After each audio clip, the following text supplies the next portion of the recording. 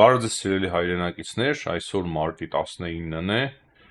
ու այս հաղորդման մեջ հիմնականում խոսելու ենք միջազգային կարևոր իրադարձություններից, բայց կրկին սկսելու ենք Հայաստանով։ Անպայման հիշեցնեմ լայքերի համար, քանի որ երբ որ չեմ հիշեցնում, դիտումները շատ լուրջ ձևով նվազում են, չափազանց կարևոր են ձեր լայքերը, սիրելի հայրենակիցներ, ինչպես նաև ձեր մեկնաբանությունները, բաժանորդագրվեք նաև, եթե բաժանորդագրված չեք մեր ալիքին, դա շատ կարևոր է մեր ալիքի զարգացման համար, ինչպես նաև ձեր տեղեկացված լինելու համար։ Սկսում ենք Հայաստանից եւ ասենք միանգամից, որ Ադրբեջանը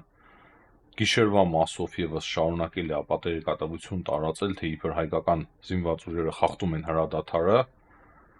արդեն տևական ժամանակ է, մի քանի օր Ադրբեջանը շարունակում է տարածել նման ապատեգատավություն։ Հայաստանի մասով կարող եմ ավելացնել այն, որ կարողացա ճշտել, որ իրոք Ամերիկայի Միացյալ Նահանգների եւ Հայաստանի միջև տեղի ունենալու ամռանը զորավարժություններ,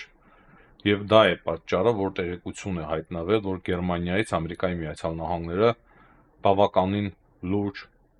զենք են տեղափոխելու Հայաստան, հենց զորավարժությունների նպատակով, բայց ես որքան հասկանում եմ, աննախադեպ քանակների զենքի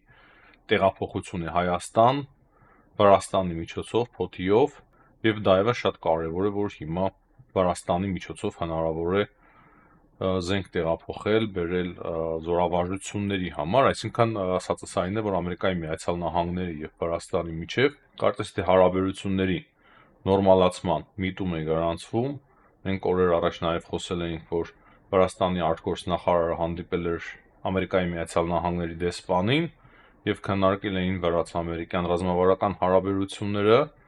Խոսք չտեսա այս այդ հաղորդագրության մեջ, որ այդ ռազմավարական հարաբերությունները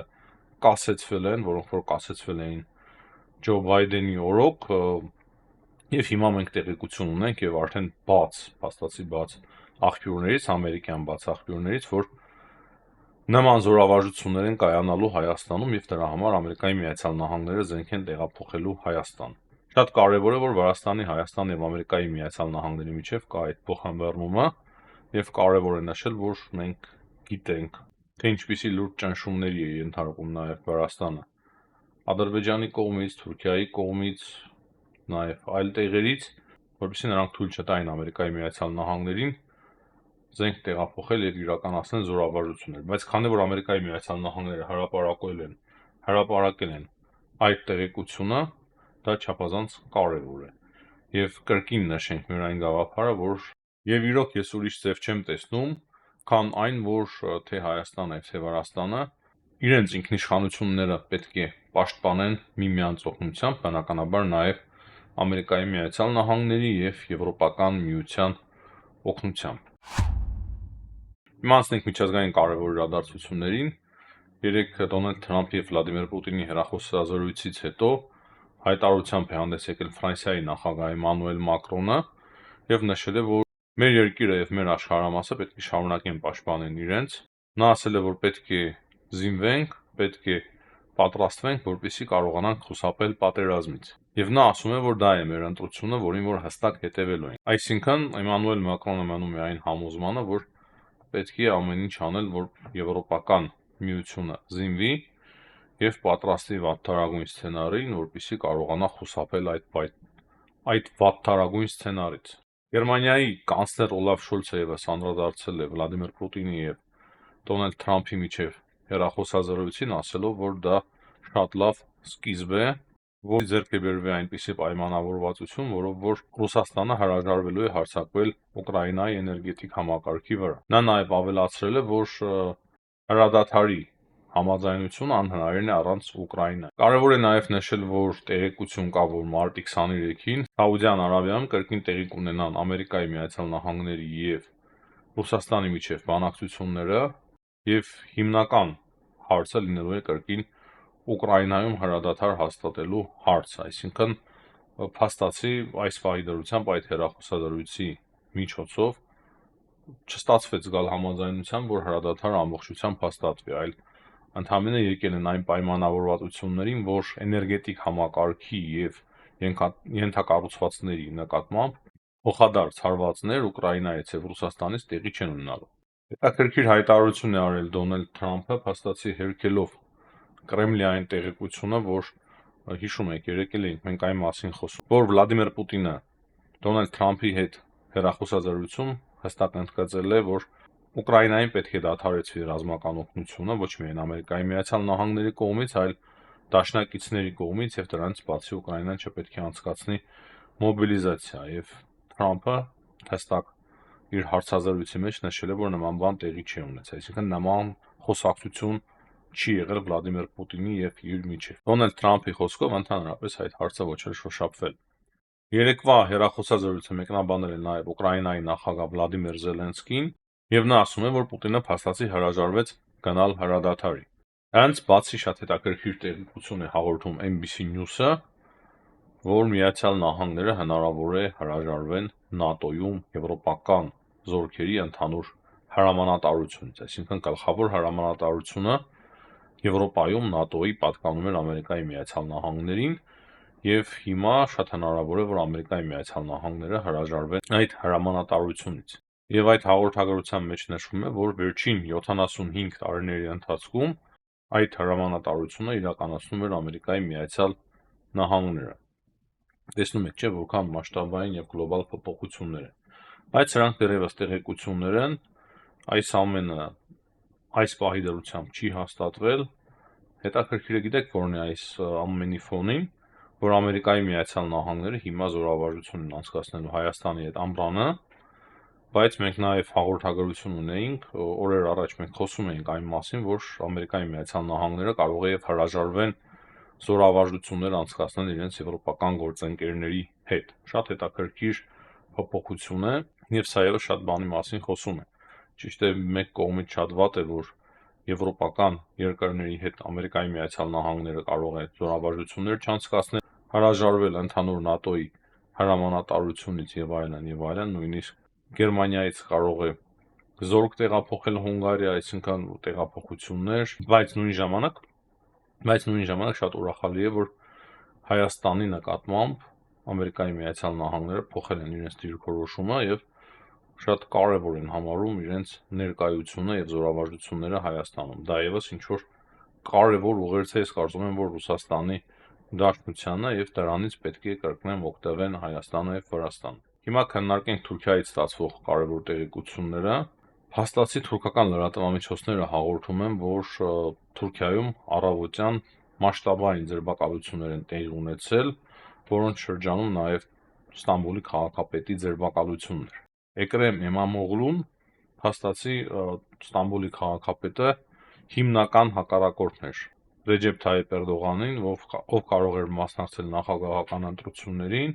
եւ հաղթանակ տանել, եւ փաստացի Էրդողանը որոշում է կայացրել, որ ձերբակալեն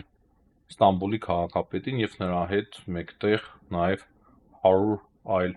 անձանց։ Բավականին լուրջ աղմկահարույց ձերբակալություն է սա Թուրքիայում։ Հիմա նաեւ տեղեկություն կա, որ Թուրքիայում սոցիալական ցանցերն են անջատվել, Facebook, YouTube, Telegram, Instagram եւ այլն, եւ հիմա տեսնենք, թե ինչպես կզարգանան իրադարձությունները։ Ըստ թուրքական դատախազության ձերբակալությունները հիմնականում կապված են խոշոր կաշառակերության դեպքերի հետ եւ ՔՊԿ տերորիստական կազմակերպության աջակցության հետ։ Հիշեցնեմ, ՔՊԿ-ն քրթական բանվորական կուսակցությունն է, որը որ վերջերս հայտարարել էր, որ իրենք դադարեցնում են զինված պայքարը ընդդեմ Թուրքիայի, եւ հիմա Թուրքիայի դատախազությունը մեղադրում է Ստամբուլի քաղաքապետին եւ 100 այլ անձանց, ընդդիմադիր անձանց, որ նրանք աջակցել են ՔՊԿ-ին։ Շատ հետաքրքիր է, բայց ասեմ միանգամից, որ շատ վատ է նաեւ այն առումով, որ մենք տեսնում ենք, թե ինչ հայտարարություններ էին անում Թուրքիայից Եվրամիության հասցեին, ասում էին, որ Թուրքիան ցանկանում է դառնալ Եվրամիության լիարժեք անդամ, նաեւ մաս կազմել եվրոպական անվտանգությանը, բայց հիմա այս ձերբակալություններով ես կարծում եմ, որ Թուրքիան հեռանում է Եվրամիությունից, այսինքն հիմա լուրջ քննադատությունները կարող է հնչեն Թուրքիայի հասցեին եւ Եվրամիության եւ Թուրքիայի միջեւ հարաբերությունները կարող է ավելի վատանալ։ Այսքանը սիրելի հայրենակիցներ հիմնականում եւ ընդհանուր առմամբ ամփոփելով Դոնալդ Թրամփի եւ Վլադիմիր Պուտինի զրույցը, հեռախոսազրույցը, մենք կարող ենք հստակ գալ այն եզրահանգման, որ Վլադիմիր Պուտինը հրաժարվել է հրադադարից, բայց որպես ինչ-որ փոքրիկ զիջում, քանի որ չի ուզում ինքը զայրացնել նաև Դոնալդ Թրամփին և ցանկանում է կապ պահպանել Դոնալդ Թրամփի հետ, ինքը համաձայնվել է, կարող է նույնիսկ ինքն է առաջարկել հրաժարվել փոխադարձ հարվածներից, ենթակառուցվածքների և էներգետիկ համակարգի նկատմամբ, քանի որ դա բավականին նաև ցավոտ էր Ռուսաստանի համար։ Գիտենք, թե Ուկրաինան որքան հաջողակ ձևով կարողանում էր խոցել ռուսական տարբեր ենթակառուցվածքներ։ Բայց ամենայն հավանականությամբ այդ 2.5 ժամվա ընթացքում վերջիվերջո պայմանավորվել են, որ մարտի 23-ին Սաուդյան Արաբիայում տեղի ունենալու հերթական բանակցությունները և կոնկրետ թեման լինելու է հրադադար, այսինքն Ամերիկայի Միացյալ Նահանգները այնուամենայնիվ չեն հրաժարվում իրենց մոտեցումից, որ հրադադար հաստատվի Ուկրաինայի և Ռուսաստանի միջև։ Ռուսաստանի Դաշնության նախագահի մոտ կանգնած լրատվամիջոցները հաղորդում են, որ Ռուսաստանի Դաշնությունը համաձայն է հրադադարի, նույնիսկ խաղաղության, եթե դրա դիմաց Ամերիկայի Միացյալ Նահանգները ճանաչեն Ղրիմը և այդ մնացած օկուպացված տարածքները որպես Ռուսաստանի անբաժան մաս, այսինքն հիմնական պայմանը Վլադիմիր Պուտինի կողմից դա է, որ ոչ միայն Ղրիմը, այլ նաև օկուպացված շրջանները ճանաչվեն Ռուսաստանի տարածքի մաս։ Թուրքիայի մասով արդեն նշեցի, այս ձերբակալությունները շատ վատ են այն առումով, որ հիմա կարող է ավելի վատանան հարաբերությունները Եվրամիության և Թուրքիայի միջև, բայց Թուրքիայի այդ հայտարարությունները մի փոքր հույս էին ներշնչում, հիմա դժվար է ասել, թե ինչ կլինի դրա հետ կապված, և փաստացի այն փոքրիկ ժողովրդավարությունը, որը որ կար Թուրքիայում, այսինքն ընտրությունների միջոցով քաղաքապետները փոխվել էին Թուրքիայի բազմաթիվ խոշոր քաղաքներում, փաստացի դա ևս կարելի ասել, որ վերանում է։ Ընդհանուր առմամբ տենդենսը գնում է դեպի ավտորիտարիզմ և դա բնականաբար շատ վատ է։ Չեմ կարծում, որ այս պայմաններում Եվրամիությունը խորացնի իր հարաբերությունները Թուրքիայի հետ, չնայած որ անվտանգային տեսանկյունից ես կարծում եմ, որ նրանք նաև կարիք ունեն ինչ-որ միտեղ Թուրքիայի, բայց այստեղ ամեն ինչ բավականին հետաքրքիր է։ Մենք գիտենք Դոնալդ Թրամփի և Էրդողանի հեռախոսազրույցը, մենք նաև հասկանում ենք, որ Դոնալդ Թրամփի և Էրդողանի միջև հարաբերությունները չնայած որ լավն էին, բայց այնուամենայնիվ դրանք հիմա շատ լավը չեն կարող լինել այն պատճառով, որ Էրդողանը շատ սուր հայտարարություններ էր անում Իսրայելի նկատմամբ, իսկ Իսրայելը հիմա Դոնալդ Թրամփի և Ամերիկայի Միացյալ Նահանգների համար մեկ դաշնակիցն է, դա շատ կարևոր է հասկանալ, և դա էր պատճառը, որ Էրդողանը և Թուրքիան հայտարարություններ էր անում, որ ուզում է մաս կազմել եվրոպական անվտանգությանը և մաս դառնալ Եվրամիությանը, բայց հիմա տեսնում ենք, թե ինչ ձերբակալություններ տեղի ունեցան Թուրքիայում, սակայն հնարավոր է նաև ազատել արձակվեն ձերբակալվածները, դա ևս ես չեմ բացառում, ուղղակի դա բավականին մտահոգիչ է, ինչ հիմա տեղի ունեցել այնտեղ։ Այսինքն, քանի որ այդ ամենը ազդելու է նաև մեր վրա, Հայաստանի և Վրաստանի վրա, դրա համար է բնականաբար մեր մտահոգությունը, թե չէ ընդհանուր առմամբ ինչ ուզում են թող անեն։ Այս պայմանությամբ այսքանը, սիրելի հայրենակիցներ, կրկին հիշեցնեմ լայքերի համար, իրոք դա շատ կարևոր է մեր ալիքի զարգացման համար և տեսանյութերի տարածման համար։ Մեկ հաղորդում կարող է տասնյակ հազարներով դիտում արձանագրել, 15-20 և ավելի, իսկ մեկ ուրիշ դիտում կարող է ընդամենը 5-6 հազար, 7 հազար դիտում ապահովել, և դա բնականաբար կախված է ձեր ակտիվությունից, սիրելի հայրենակիցներ, դրա համար միշտ կոչ եմ անում ակտիվ լայքել, բաժանորդագրվել, եթե բաժանորդագրված չեք, ինչպես նաև թողնել մեկնաբանություն այս հաղորդման տակ։ Հաջողություն բոլորին, կհանդիպենք։